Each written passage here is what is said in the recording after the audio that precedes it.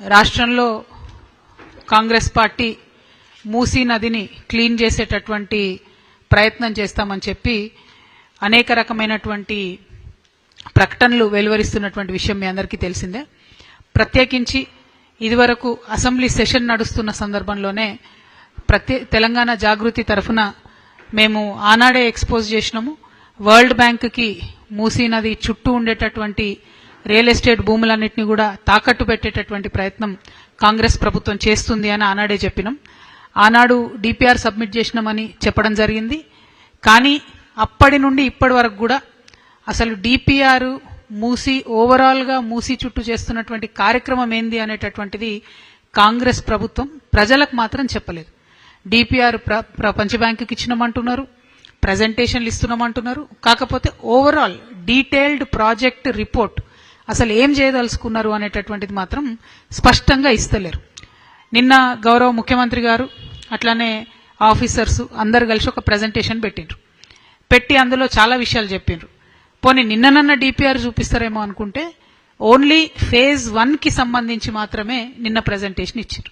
అంటే జనరల్గా మనం ఇల్లు కట్టాలనుకుంటే మొత్తం టోటల్ ఇల్లు ఇట్లా వస్తుంది అని ఆర్కిటెక్ట్ మనకు చెప్పిన తర్వాత బేస్మెంట్ కడతాం, ఇంకోటి చేస్తాం, స్లాబ్ వేసుకుంటాం, ఒక్కొక్క ఫ్లోర్ కట్టుకుంటూ పోతాం. కాకపోతే ఇలా మూసీలో ఏం చేస్తున్నారంటే ఓన్లీ బేస్మెంట్కి సంబంధించిన డిజైన్ ఇట్లుంటుంది అని చూపిస్తున్నారు. ఇల్లు ఏంది, ఇల్లు స్ట్రక్చర్ ఏంది, దానివల్ల తెలంగాణ ప్రజలకు ఉపయోగం ఏంది, దీనివల్ల ఎంత ఆదాయం జనరేట్ అవుతుంది, ఏం జరుగుతుంది అని సంపూర్ణంగా మాత్రం ఒక పిక్చర్ గవర్నమెంట్ ఇస్తలేదు. ఆ ఇవ్వకపోవడంలోనే మోసం ఉంది అనేటటువంటిది తెలంగాణ జాగృతి ఇవాళ ప్రభుత్వం మీద ఆరోపణ చేస్తూ ఉన్నది. ఎట్లా మోసము, ఎందుకు మోసము అంటే ఒక రిపోర్ట్ ఉంది, ప్రీ ఫీజిబిలిటీ రిపోర్ట్ అని చెప్పి సెప్టెంబర్ 2025లో ఒక ప్రీ ఫీజిబిలిటీ రిపోర్ట్ అని గవర్నమెంట్ ఇచ్చింది. ఈ ప్రీ ఫీజిబిలిటీ రిపోర్ట్లో గవర్నమెంట్ చెప్పినటువంటిది ఏంటంటే మూసీ నదిలో మేము ఫేజ్ 1 డెవలప్ చేయడానికి 5,641 కోట్ల రూపాయలు మాకు ఖర్చు అవుతుంది, 5,641 కోట్లు ఖర్చు అవుతుందని సెప్టెంబర్ 2025లో చెప్పిండ్రు. నిన్న ముఖ్యమంత్రి గారు ప్రజెంటేషన్ ఇచ్చే టైంకి 2 రోజుల కింద ఇచ్చిన టైంకి వాళ్ళు ఇచ్చినటువంటి అమౌంట్ ఎంత అంటే 6,500 నుంచి 7,000 కోట్ల రూపాయలు అవుతుందని చెప్పిండ్రు. అంటే 6 నెలల్లో పోయిన సెప్టెంబర్కి నిన్నటికి కరెక్ట్గా లెక్క చెప్పాలంటే 1,359 కోట్ల రూపాయలు పెరిగింది. అసలు first of all total picture ఏందో మనకు తెలియదు, టోటల్ డిపిఆర్ ఏందో తెలియదు, అసలు చేస్తున్నది ఏందో ప్రజలకు తెలియదు. కానీ డబ్బులు మాత్రం 6 నెలల్లో దాదాపు 1,400 కోట్ల రూపాయలు పెరిగింది. మరి పెరిగిన ఖర్చు దేనికోసం, ఎవరికి ఇస్తున్నారు, ఎందుకోసం ఇస్తున్నారు, దీని మీద స్పష్టత లేదు. నిన్న ముఖ్యమంత్రి గారు ఏదో అల్కగా మాట్లాడుకుంటూ ఏమైతే గాంధీ బొమ్మకి ఎంత అవుతుంది, 70 కోట్లు అవుతుంది, మహా అంటే 200 కోట్లు అవుతుంది అంటారు. ముఖ్యమంత్రి గారు నేను సూటిగా అడగదలుచుకున్నా, 70 కోట్లు 200 కోట్లు మీ ఇంట్లోకి వెళ్ళి ఇస్తున్నారా? కాదు కదా, తెలంగాణ ప్రజల సొమ్ము కదా. అట్లాంటప్పుడు 70 కోట్లు 200 కోట్లకు ఎంత అంతరం ఉంది? 200 కోట్ల రూపాయల్లో ఎన్ని పనులు చేయొచ్చు? 200 కోట్ల రూపాయల్లో ఎన్ని డబుల్ బెడ్రూమ్ ఇండ్లు కట్టియొచ్చు? ఎంతమంది పేదలకు షెల్టర్ ఇవ్వచ్చు? అవి పట్టించుకోకుండా మీరు 70 కోట్లు 200 కోట్లు అయితే అని అల్కగా మాట్లాడుతారు. ఓకే, 6 నెలలలో మీకు జ్ఞానోదయం అంది, గాంధీ బొమ్మ పెట్టాలని మీరు అనుకుందాం. 6 నెలల కింద ఉన్నదానికి ఇప్పుడున్న దానికి 1,400 కోట్లు పెరుగుతుంది కదా. మీరన్న లెక్క ప్రకారమే గాంధీ బొమ్మకు 200 కోట్లు అవుతుంది అనుకుందాం. మరి మిగతా 1,200 కోట్ల పరిస్థితి ఏంటి? ఎక్కడ పెరిగింది, ఎందుకు పెరిగింది? ఈ విషయాలు దయచేసి మీరు క్లారిటీ ఇవ్వాలి. ఎందుకంటే ఏ పాలనలో అయినా ఏ ప్రభుత్వంలో అయినా పారదర్శకత అనేటటువంటిది ఉన్నప్పుడే ప్రజలకు ఒక అర్థం పర్థం ఉంటుంది. కాబట్టి ఆ క్లారిటీ ఇవ్వాలని నేను కోరుతా ఉన్నా. నిన్న ముఖ్యమంత్రి గారు పెట్టినటువంటి ఈ సమావేశంలో స్టేక్ హోల్డర్స్ అంటే ఈ ప్రాజెక్టు వల్ల నష్టపోయే వాళ్ళు, ఈ ప్రాజెక్టులో ఇండ్లు కోల్పోయే వాళ్ళు, ల్యాండ్ కోల్పోయే వాళ్ళు, వాళ్ళని కూడా పిలవాలి. కానీ వాళ్ళని పిలవలేదు. వాళ్ళనేమో హౌస్ అరెస్ట్ చేసి ఇంట్లో కూర్చోబెట్టి ఈ ప్రాజెక్టు ప్రజెంటేషన్కి ఎవరెవరిని పిలిచిర్రు? రియల్ ఎస్టేట్ వాళ్ళు, కాంట్రాక్టర్లు, ప్రపంచ బ్యాంక్ యొక్క ప్రతినిధులు, మంత్రులు, ఎమ్మెల్యేలు, వీళ్ళని పిలిచిండ్రు. అంటే ఒక close door 5 star hotel meeting పెట్టి మూసీ పక్కనున్నటువంటి మొత్తం ల్యాండ్ కూడా కేక్ లెక్క కోసి ఈ కంపెనీకి ఇంత, ఈ కంపెనీకి ఇంత, ఈ కంపెనీకి ఇంత, ఈ కాంట్రాక్ట్ నీకింత అని పంచుకున్నారు తప్పితే మీరు ప్రజల కోసం ఏమి చేసినట్టుగా మాకు అర్థమైతలేదు. నిజంగా చేసి ఉంటే చెప్పండి. మరి ఎందుకు ప్రజలను పిలవలేదు? ఎందుకు 3,000 ఎకరాల ల్యాండ్ మీరు సేకరిస్తాం మూసీ నది డెవలప్మెంట్ కోసం అని చెప్పారు. మరి ఆ 3,000 ఎకరాల ల్యాండ్ పోతున్న వాళ్ళని ఒక్కరినన్నా పిలిచిండ్రా? వాళ్ళకి మాట్లాడే అవకాశం ఇచ్చిండ్రా? చెప్పడమేమో మూసీ మీద కన్సల్టేషన్స్ అని చెప్పారు. కన్సల్టేషన్ అంటే ఏంటంటే మాట ముచ్చట, ఒకలో మాట చెప్తే ఇంకోలో ఇంకో మాట చెప్పాలి. కానీ నిన్న జరిగిందేంది, మొత్తం ముఖ్యమంత్రి గారు ఏకపాత్రాభినయం. చిన్నప్పుడు ఉంటాయి కదా, ఎన్టీఆర్ డైలాగులు చెప్పు, దుర్యోధను డైలాగులు చెప్పు అంటే చెప్తారు, అట్లా మొత్తం ఆయననే ఏకపాత్రాభినయం, మొత్తం ఓన్లీ వన్ సైడ్. అంతే తప్పితే ప్రజల మాట ఈనుడు లేడు. ఆయన పెద్ద ఆయన పైన ఆయన మన్ కీ బాత్ ఆయన చెప్పేది చెప్తాడు. ఇక్కడ ఈయన చిన్న మోడీ తయారైండు మనకి, ఈయన కూడా ఈయన చెప్పేదే ఈయన చెప్తున్నారు తప్పితే ఎక్కడా కూడా కనీసం ప్రజల నుంచి అభ్యంతరాలు వస్తున్నాయి, మధ్యతరగతి ప్రజల ఇండ్లు కూలగొడుతున్నాం, సడన్ గా రూల్ మారింది, దాని మీద మాత్రం ఆలోచన చేస్తలేరు. ఇంకొక మాట, టెక్నికల్ గా ఒక అంశం ఉంది, ఇది నేను ప్రభుత్వానికి సూటిగా నేను ప్రశ్నిస్తున్నాను. ఈ ఏదైతే చంద్రబాబు నాయుడు గారు మొట్టమొదట మూసీ ప్రాజెక్టు క్లీన్ చేయాలి, మూసీ నది క్లీన్ చేయాలని ఆయన నందనవనం పేరుతో ఫస్ట్ ఒక ప్రాజెక్ట్ చేసి వదిలేసారు. తర్వాత వైఎస్ఆర్ గారు వచ్చి కొన్ని కేంద్ర నిధులు తీసుకొచ్చి సేవ్ మూసీ అని చేద్దామని ఆయన ట్రై చేశారు. తర్వాత కేసీఆర్ గారు వచ్చిన తర్వాత ఇప్పుడు ఏదైతే ఉందో Musi river front development corporation అని దాన్ని పెట్టి వారు కొంత ప్రయత్నం చేశారు. ఇప్పుడు రేవంత్ రెడ్డి గారు కూడా దాన్ని కొనసాగిస్తున్నారు. ఇప్పుడు మూసీ రివర్ ఫ్రంట్ కార్పొరేషన్ అయితే 2017లో మేము ఒక 17,000 కోట్లతోని ఈ మూసీ చుట్టూ ఉన్నటువంటి దీన్ని డెవలప్ చేస్తాము, ఓల్డ్ సిటీకి న్యూ సిటీకి కనెక్టివిటీ ఇస్తామని చెప్పి అన్నాడు ఒక ప్రాజెక్ట్ ప్రపోజల్ ఇచ్చారు. ఇస్తే మన రాష్ట్రంలో ఎన్విరాన్మెంటల్ ఇంపాక్ట్ అసెస్మెంట్ చేసేది, పర్యావరణ పరిరక్షణ చేసేటటువంటి సంస్థ 2017లో రిజెక్ట్ చేసింది ఈ ప్రపోజల్ని.